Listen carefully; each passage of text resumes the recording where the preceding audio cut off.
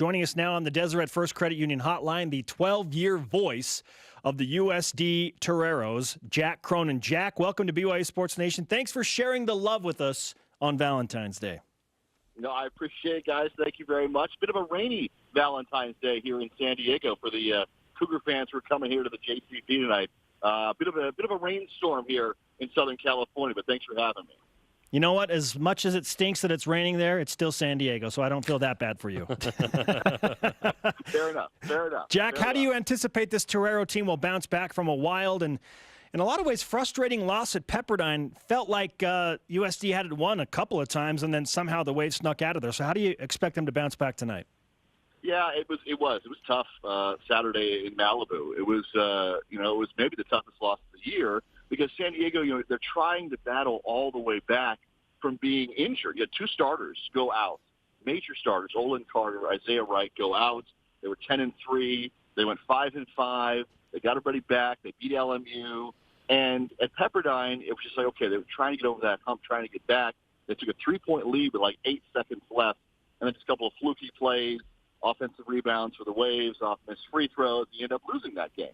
So, yeah, it's going to be, we have 4 games in a row now in San Diego at home for the Toreros. These are enormous games, and it starts here tonight. And so I don't exactly know what the mindset's be like, but I think this team with 4 seniors, 4 veteran leaders, if anything, they'll be able to bounce back because of that. This is not an underclassmen-laden team. This is a team with 4 seniors and a junior who are leading the way, and I think that'll help them bounce back from Saturday all the way to tonight. San Diego's protected the Slim Jim 11-1 at home. BYU's lost 3 of 4 in that gym. How do you see this edition playing out tonight? Well, it's interesting. Whenever San Diego goes to the Marriott Center, which is one of the toughest places to play, huge crowds in Provo, it's a much, much different atmosphere. Now, the Cougars travel well to San Diego. It's a great road trip down the 15th, so there's always great fan support for the visiting team here as well in this matchup. But San Diego's played well at home. The only loss, in fact, is to Pepperdine, who ended up sweeping San Diego with that win on Saturday. So I think the way this particular rivalry has gone, the home team has a pretty great chance. In the last couple of years, the home teams have been the ones who come out on top. So I like San Diego's chances of bouncing back here at home. They play much better against the Cougars at home than they do in Provo. And to try and get back from whatever happened on Saturday, take a shot here tonight. Jack Cronin, 12-year voice of the San Diego Toreros, with us on BYU Sports Nation. What sticks out about the Cougars to you as you prepare for this game? Well, again, always great traveling support here for BYU down in San Diego and to Vegas. And to, it's a great fan base. They come here, they come out in force. They're one of the best ones, along with Gonzaga, who travels well. So it always brings a great crowd and a great atmosphere, even in San Diego, let alone going to Provo.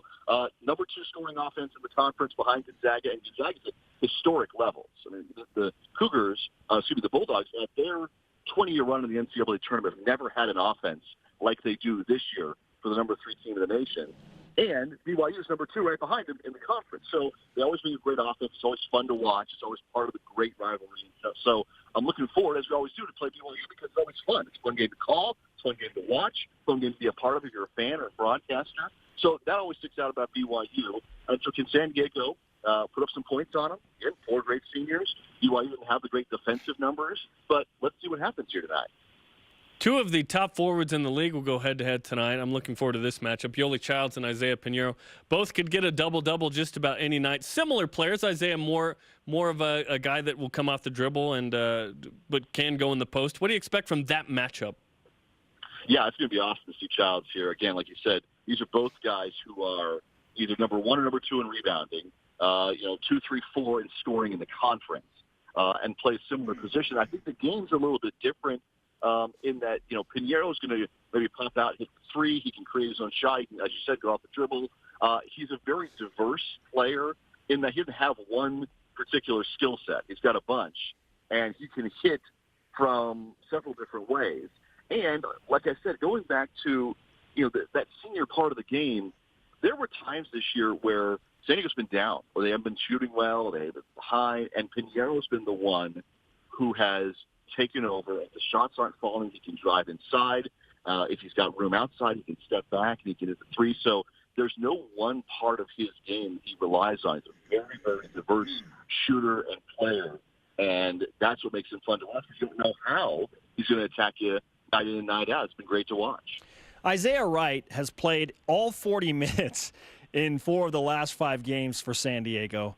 How in the world does he manage that? Does the dude not get tired? He's incredible, and he's doing all of that after he suffered the wrist injury in late December against Drake that caused him to miss 4 games. So he came right back from that. It was a hairline fracture in his shooting wrist, his right wrist. And he came back and had 4 games in a row where he played all 40 minutes. It was incredible. He's unstoppable. They call him the freak. Like he has that manner. And again, with Wright, he's going to look to distribute first, but if he has to, his ability to get inside and between defenders and inside is awesome. He's played that way all year. In fact, it's not just Wright. All 4 of San Diego's seniors are in the top 8 in minutes played per game in the conference. Think about that. The 4 seniors, top 8 in minutes played per game in the WCC.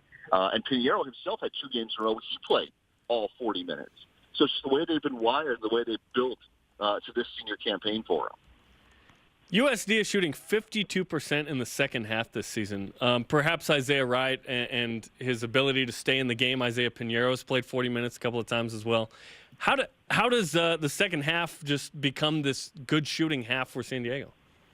Well, I think you hit on part of it there. So in the first half, a lot of times what Sam Scholl and USD will do is they'll use their bench a lot more in the first half, keep those guys a little bit more fresh. So you'll see a couple of the freshmen play in that contest. You'll see him play early on, Vince Sullivan, Joey Calcaterra.